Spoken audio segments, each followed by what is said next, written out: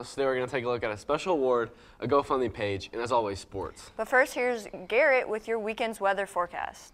Thanks, Emily. This weekend we'll be going back into the 30s with some sleet on Sunday, but today we have a high of 22 and a low of 10. Tomorrow is going to be bright and sunny with a high of 31 and a low of 21.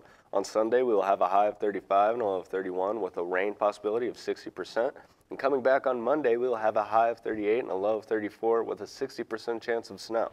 That is all for this weekend's weather forecast. Back to you guys at the desk. Many of you remember the GoFundMe page that was made for Coach English last semester. It was created to help the English family with medical bills for his treatments. Well, now they made a GoFundMe for Addison English, Coach's daughter.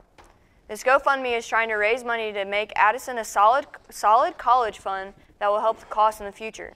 The GoFundMe is open until February 17th. There will be a check given to the English family at a boys' basketball game on February 19th where they will play lapel. If you'd like to donate, we will tweet it from our Twitter at Beech Grove Student News, or you can type in the link below. The Polar Plunge is an event held during the winter where participants run into freezing bodies of water to support the Special Olympics. Here at Beech Grove, we participate in this event yearly. If you are interested in supporting this great cause, it will be held on March 1st. The fee is $50 to take the plunge and $75 to take the plunge and get a long sleeve t-shirt. If you have any questions, you can email Mr. Daniel at his school email. The ACTs will be taking place on February 20th in the morning. Marcus McKinney talked to some Beech Grove High School students to get more on their thoughts on this upcoming test. Colleges or universities. One of the things that you're going to see on letters in this book correspond with letters in this book.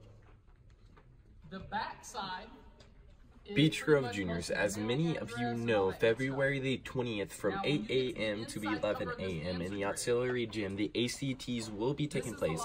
I got more with students to see what they think. Honestly, I'm a little scared because it's a really important thing for like high school students, but it shouldn't be too hard, you know? I personally haven't done anything to study for it, but you know me, I'm just gonna go my hardest, you feel me? Honestly, I don't know.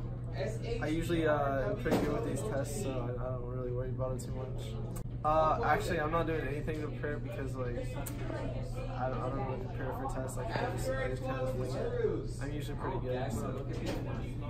Have you ever been impacted by an employee at any of the Beech Grove City schools? If so, here's a way you can show your appreciation for staff members who have supported you. If you checked yesterday's Hornet Blast, you might have noticed a new program that everyone can affect. Indiana Farm Bureau Insurance will begin presenting awards to Beech Grove City School staff members in an effort to show how much they do and how hard they work. One staff member from each building will be awarded quarterly, with the first awards being given at a school board meeting next month. The best part about this process is that it is open for all BGCS students and staff, as well as parents and community members, because sometimes staff members can have an impact that reaches beyond the school and out to the entire community. If you want to cast your vote, check out the form which is attached near the bottom of yesterday's Hornet Blast. This form gives some extra information on rules and limitations, and it also provides a nomination form which must be filled out.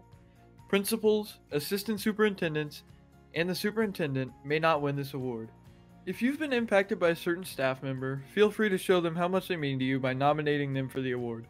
But remember that all nominations for the next award are due by Monday, February 22nd. From Beech Grove High School, I'm Austin McGuire for Beech Grove Student News. It's been feeling pretty nice temperature-wise, hasn't it, Posse? Especially moving from the negatives to almost 60 in one day. But you know, if it's too cold for us, it's definitely too cold for our pets. Here's Erica Sussman with Mr. Bullock on why you should keep your pets inside during the frigid temps.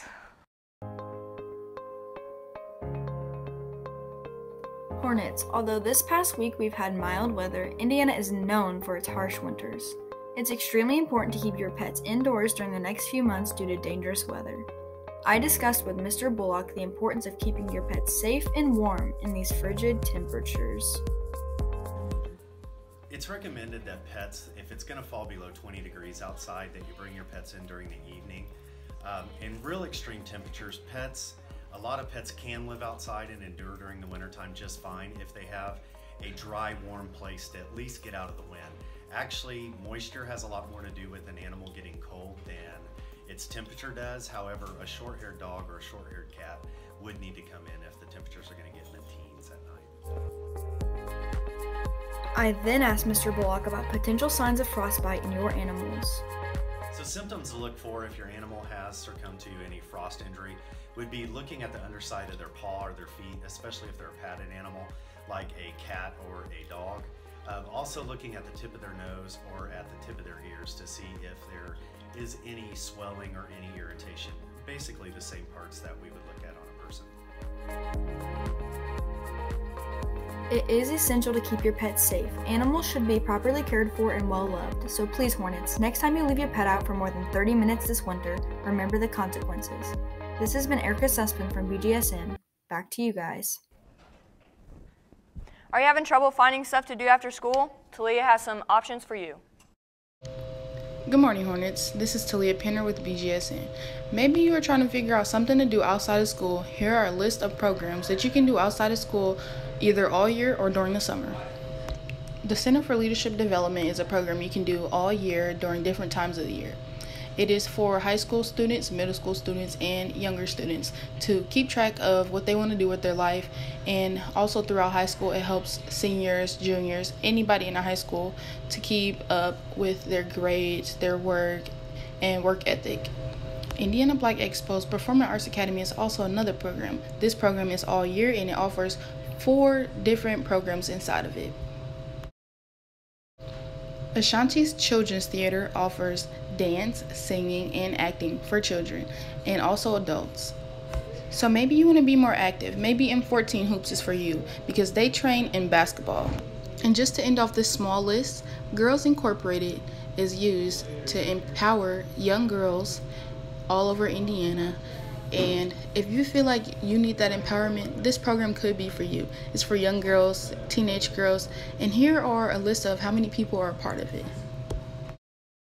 Although this is the end of my list, there are many other programs in Indianapolis and all over Indiana that you can go join. Maybe try something different this year and go out and try a youth program or any other program, maybe even volunteering.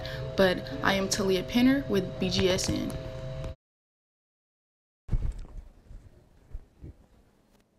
Now let's toss it over to Malachi for sports.